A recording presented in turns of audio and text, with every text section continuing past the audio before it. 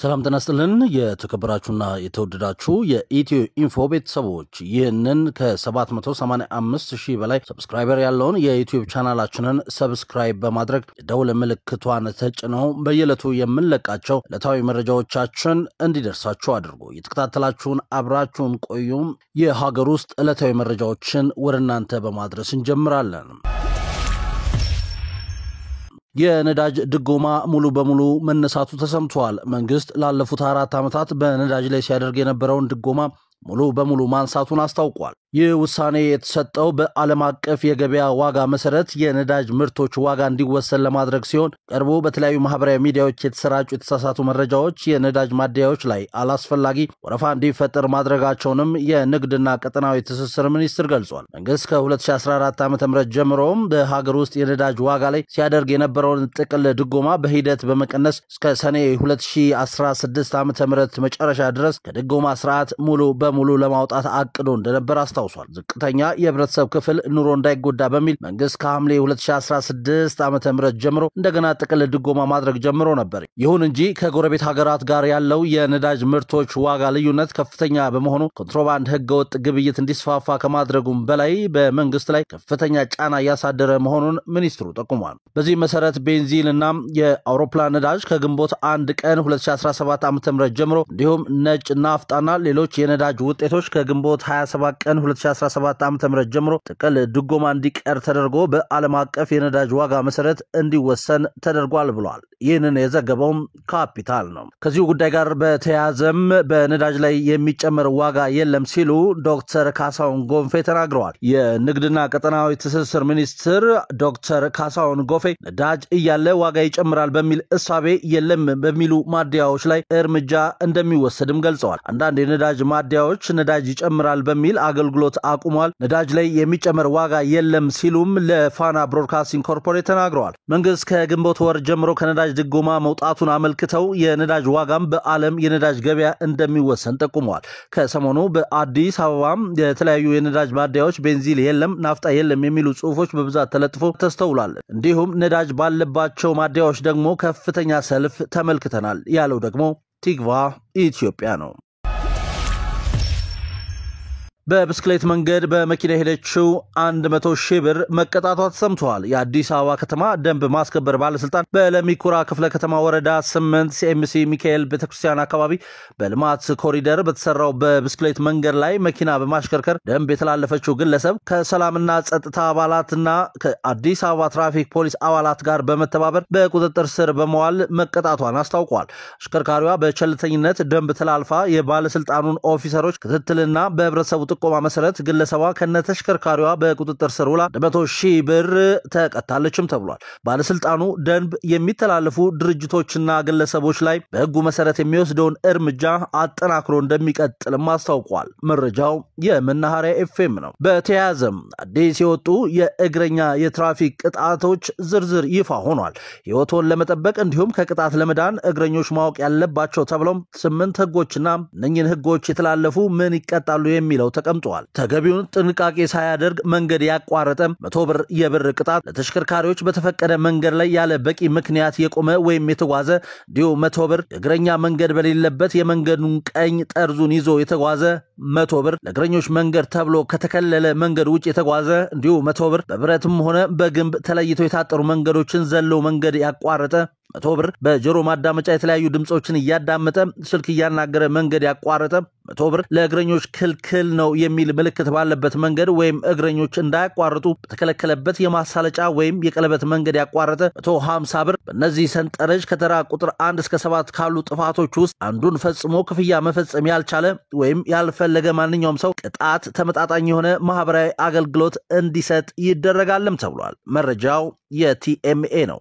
አድማጭ ተመልካቾቻችን ከኢትዮ ኢንፎ ወደናንተ እየደረሱ የሚገኙ ዕለታዊ መረጃዎቻችንን ነው እየተከታተላችሁን ያላችሁት። የተከታተላችሁን አብራችሁን ስላላችሁ እናመሰግናለን። አሁንም ከሀገር ውስጥ ያገኘናቸውን መረጃዎች ወደናንተ ማድረሳችንን እንቀጥላለን። አብራችሁን ቆዩ። በአያት ሪል ስቴት ግንባታ ስራ ላይ የነበሩ ሁለት ሰራተኞች ከአራተኛ ፎቅ ወድቀው ህይወታቸው ማለፉ ተነግሯል። በትላንትናው ዕለት ከረፋዱ 4 ሰዓት አካባቢ ሲኤምሲ ሚካኤል አካባቢ እየተገነባ በሚገኘው የአያት ሪል ስቴት በግንባታ ስራ ላይ የነበሩ ሁለት ሰራተኞች ከአራተኛ ፎቅ ወድቀው ህይወታቸው ማለፉን አሃዱ ከቦታው ተገኝቶ ማረጋገጥ ችያለሁ ብሏል። አደጋው የደረሰው በልስን ስራ ላይ ተሰማርተው በነበሩ ሰራተኞች ላይ ሲሆን ሁለት ሰራተኞች ከህንጻው አራተኛ ፎቅ ላይ ሆነው የልስን ስራን በማከናወን ላይ ሳሉ የቆሙበት ሊፍት ወይም ዊንች ካቦ በመበጠሱ አደጋው ደርሷል ተብሏል። በወቅቱ ከህንጻው ስር በመጓዝ ላይ የነበረ አንድ ሰራተኛ ዊንቹ ወድቆበት ወዲያው ህይወቱ ያለፈ ሲሆን ከወደቁት ሁለት ሰራተኞች ውስጥ አንዱ ሰራተኛ በተመሳሳይ ወዲያው ህይወቱ አልፏል። የልስን ስራ ሲሰራ የነበረው አንዱ ሰራተኛ ደግሞ ከባድ ጉዳት ደርሶበት ለህክምና እርዳታ ወደ ሆስፒታል ተወስዷል ተብሏል። ከትላንትና ወዲያም 4 የቀን ሰራተኞች በተመሳሳይ ሁኔታ ከሪል ስቴት ህንጻ ላይ ወድቀው ሁለት ሰራተኞች ህይወታቸው ያለፈ ሲሆን በሁለቱ ሰራተኞች ላይ ደግሞ ከባድ ጉዳት መድረሱን አሃዱ ያነጋገራቸው የሪል ስቴቱ ግንባታ ሰራተኞች ገልጸዋል። እንዲሁም ሐሙስ ሰኔ 12 ቀን 2017 ዓ.ም 5 የግንባታ ሰራተኞች ከህንጻ ላይ መውደቃቸው የተገለጸ ሲሆን የሁለቱ ሰራተኞች ህይወት ወዲያው ሲያልፍ በሶስቱ ሰራተኞች ላይ ከባድ ጉዳት ደርሷልም ተብሏል። በህንጻ ግንባታ ላይ የተሰማሩ ሰራተኞች በተደጋጋሚ ተመሳሳይ አደጋ እየደረሰባቸው እንደሚገኝ አሃዱ የገለጸ ሲሆን በሳምንት 1 ወይም 2 ሰራተኛ አደጋ እንደሚደርስባቸውም ተናግረዋል። መረጃው የአሃዱ ራዲዮ ነው። 42 ኮርሶችን ኤ+ በማግኘት የተመረቀችው ፌቨን ጉርጁም ከሰሞኑ መነጋገሪያ ሆናል። ባህር ዳር ዩኒቨርሲቲ በ2017 ዓ.ም ተመራቂዎች ውስጥ 4 ነጥብ በማምጣት በባህር ዳር ቴክኖሎጂ ኢንስቲትዩት በሳይበር ደህንነት የጥናት መስክ በመጀመሪያ ዲግሪ ተመርቃለች። ፌቨን ጉርጁም ከ53 ኮርሶች 42ቱን ኤ+ በማምጣት የዋንጫ ተሸላሚ መሆንም ችላለች። ውስጥ 42 ከ53 ኮርሶቹ 42 አካባቢ ኤ+ አለኝ የቻርጅ ማለት ነው። ከዛ የቀሩት ኤዎች ናቸው እና ያው ላመጣሁት ውጤት ሚስጥሩ ብዬ ማስበው በመጀመሪያ እግዚአብሔር ነው። እግዚአብሔር ይመስገን። ፌቨን ዩኒቨርሲቲ ከመግባቷ በፊት በነበሩ የትምህርት ደረጃዎች ጥሩ ውጤት እያመጣች እዚህ እንደደረሰች ለኤቢሲ ተናግራለች። ዩኒቨርሲቲ ከገባው በኋላም ጥሩ ውጤት አምጥቼ መመረቅ ህልሜ ነበር፣ እሱንም አሳክቻለሁ ብላለች። ለውጤታማነቴ ከፈጣሪ በታች የቤተሰቦቼ የመምህራኖቼ ጠንካራ ድጋፍና ያደረጉት ጥረት ለውጤት አብቅቶኛልም ብላለች። ኢትዮጵያ የሳይበር ደህንነት እውቀት ያላቸው የሰው ኃይል ያስፈልጋታል፣ በዚህም በተመረኩበት መስክ አገለግላለሁ ስትል የወደፊት እቅዷንም ተናግራለች። በዚህ ሳምንት እንግዲህ በርካቶች ከተለያዩ ዩኒቨርሲቲ የተመረቁ ይገኛሉ። ከዚህ ጋር ተያይዞም እንግዲህ በርካታ አስገራሚ ነገሮችን እየተመለከትን ነው። በዚህ ሳምንት ተመራቂ ከነበሩ ተማሪዎች መካከልም ከሰል ሸጣ ያስተማረችውንና አስመረቀችውን እናቱን ለማመስገን የሷንም ልፋት ለማሳየት የመመረቂያ ቆቡን ለእናቱ አድርጎ እርሱ ከሰል ተሸክሞ የእናቱን ልፋት ያሳየው ተመራቂ ተማሪም መነጋገሪያ ሆኗል። ለሁሉም ተመራቂ ተማሪዎች እንኳን ደስ አላችሁ ማለት እንወዳለን። አርማጅ ተመልካቾቻችን ከኢትዮ ኢንፎ እናንተ እየደረሰ የሚገኘው ዕለታዊ መረጃችንን አሁንም እየተከታተላችሁን አብራችሁን ስላላችሁ እናመሰግናለን። ግድቡን እኛንን የሰራ ነው ሲሉ ፕሬዝዳንት ዶናልድ ትራምፕ ተናግረዋል። የአሜሪካው ፕሬዝዳንት ዶናልድ ትራምፕ በኢትዮጵያውያን ገንዘብ የተገነባውን የህዳሴ ግድብ በአሜሪካ በሞኝነት የገንዘብ ድጋፍ የተደረገለት ግዙፉ የኢትዮጵያ ግድብ ሲሉ ገልጸውታል። ፕሬዝዳንቱ ትሩዝ ሶሻል በተሰኘ ማህበራዊ ሚዲያ ገጻቸው ላይ በለቀቁት ጽሑፍ አሜሪካ በሞኝነት የረዳችው የኢትዮጵያ ግድብ ወደ አባይ ወንዝ የሚፈሰውን ውሃ በእጅጉ ይቀንሳል ሲሉ ጽፈዋል። መረጃውም ዘሀበሻ ነው። ኢትዮጵያ ከአፍሪካ የኑሮ ውድነት መሪነቷን ይዛለች ተብሏል። አዲስ የወጣው ሪፖርት እንዳመላከተው ኢትዮጵያ በኑሮ ውድነት ከአፍሪካ ቀዳሚ ስትሆን በዓለም ደግሞ 53ኛ ደረጃ ላይ ተቀምጣለች። ኢትዮጵያውያን ለምግብና ለትራንስፖርት ከመሰረታዊ ፍጆታዎች ላይ ከሌሎች አፍሪካውያን የበለጠ ወጪ ያደርጋሉም ተብሏል። የኑሮ ውድነቱ ጠቋሚ ነጥብ 46.5 ነው የተባለ ሲሆን ይህም በአፍሪካ ከፍተኛ ሆኗል። የሸቀጦች ዋጋ መናር ዋነኛ ምክንያት ነው የተባለ ሲሆን ይህም በተለይ ዝቅተኛ ገቢ ያላቸው ዜጎች ሳምንታዊ ወጫቸውን ለመሸፈን አስቸጋሪ አድርጎባቸዋልም ተብሏል። ይህ የኑሮ ውድነት ለብዙዎች ፈተና የሆነ ሲሆን በተለይም በቋሚ ገቢ የሚተዳደሩ ቤተሰቦች ላይ ከፍተኛ ጫናም እየፈጠረ ነው ተብሏል። መረጃው የአዲስ ስታንዳርድ ነው። አርማጅ ተመልካቾቻችን ከኢትዮ ኢንፎ እናንተ እየደረሱ የሚገኙ ዕለታዊ መረጃዎቻችንን እየተከታተላችሁን አብራችሁን ስላላችሁ እናመሰግናለን። አሁን ደግሞ ከውጪ ወዳገኘናቸው ዕለታዊ መረጃዎች እንለፍ። ከተነበበ በኋላ መብቀል እንዲችል ተደርጎ የተዘጋጀው ጋዜጣ ከሰሞኑ መነጋገሪያ ሆኗል። እስከዛሬ ድረስ ጋዜጦችን በተመለከተ የሚታወቀው ተነበው እንደሚጣሉ ወይም በቤተ መጻሕፍት እንደሚቀመጡ ነው። በአብዛኛው ደግሞ ተሰብስበው የተለያዩ ነገሮችን ለመስራት ዳግም ጥቅም ላይ እንደሚውሉ ይታወቃል። ሆኖም በአንድ ወቅት ዘሜን ኢንቺ ሺም ቡሻ የተባለ የጃፓን ታዋቂ ጋዜጣ አሳታሚ ጋዜጦች ከተነበቡ በኋላ መብቀል እንዲችሉ ያሳየ አዲስ ነገር ይዞ መጥቷል። አረንጓዴ ጋዜጣ የሚል ስያሜ የተሰጠውና በጃፓን ችግኝ በመትከል በሚከበረው ዓመታዊ አረንጓዴ ቀን ታትሞ በጥቅም ላይ የዋለው ይህ ጋዜጣ ዓላማው ሰዎች ስለ አረንጓዴ ልማት ግንዛቤ እንዲኖራቸው ለማድረግም ነበር። ታዲያ ጋዜጣው በውስጡ ጥቃቅን ዘር ያላቸውን አበቦችና እንደ ፓርስሊ ያሉ ለምግብነት የሚውሉ የአጽዋት ዘሮችን በውስጡ ተበትኖ በተሰራ ወረቀት ላይ የታተመ ነበር። አንድ ሰው ይህንን ጋዜጣ ገዝቶ ካነበበ በኋላ ከሱ የሚጠበቀው ጋዜጣውን በትናንሹ ቆራርጦ አበቦችን ለመትከል በተዘጋጀ ቦታ ላይ በማስቀመጥ በስሱ አፈር ማልበስ ነው። ከተወሰነ ጊዜም በኋላም የተዘሩት አበቦች ወይም እጽዋት ማደግ ይጀምራሉ።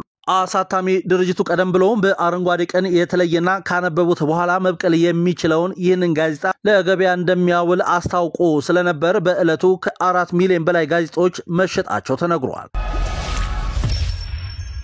አድማጭ ተመልካቾቻችን ወደ መጨረሻው ዕለታዊ መረጃችን እንለፍ። ከአውሮፕላን አደጋ የተረፈውን ሰው መከሰስ አለበት በማለት የወነጀለችው ታዋቂዋ የሆሊውድ ተዋናይ ይቅርታ ጠይቃለች። በተለይ በዓለም ዙሪያ እጅግ ተወዳጅ የነበረውን ካቢና በተባለው ፊልምና በሌሎች በርካታ የቦሊውድ ፊልሞች በመስራት የምትታወቀው ህንዳዊቷ ድምጻዊትና የፊልም ተዋናይ ሱቺትራ ክሪሽና ሙርዚ የሰጠችው አስተያየት ብዙዎችን አስቆጥቶ ነበር። በቅርቡም በህንድ አህመድ ባንድ በደረሰው ለ241 መንገደኞች ህይወት ማለፍ ምክንያት ከሆነው የአውሮፕላን አደጋ በህይወት የተረፈው ብቸኛ የ40 ዓመቱ ኩመር ራሚሽን በተመለከተ የተናገረችው ንግግር ትክክል እንዳልነበረም ተናግራለች። ከቀና በፊት የኤር ኢንዲያ አውሮፕላን ተከስክሶ አንድ ብቸኛ ሰው ከአደጋ መትረፉ ከተሰማ በኋላ ይህ ሰው በአውሮፕላን ውስጥ ነበርኩ የሚለው የሐሰት ወሬ ነው።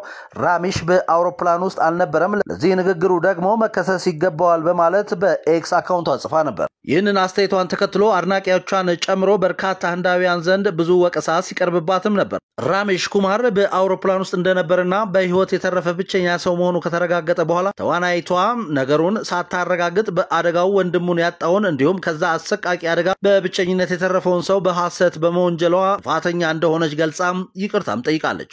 ሆኖም አብዛኞቹ አድናቂዎቿ ለሌላው አርያ መሆን ሲገባትና ይህን መሰል የተሳሳተ ነገር ያለ አንዳች ማስረጃ በመጻፏ ማዘናቸውን አሁንም እየገለጹላት ነው። አድማጭ ተመልካቾቻችን ከኢትዮ ኢንፎ እናንተ የርሶ የነበሩት ዕለታዊ መረጃዎቻችን ይህንን ይመስሉ ነበር። የተከታተላችሁን አብራችሁን ስለነበራችሁ እናመሰግናለን። መልካም ቀን።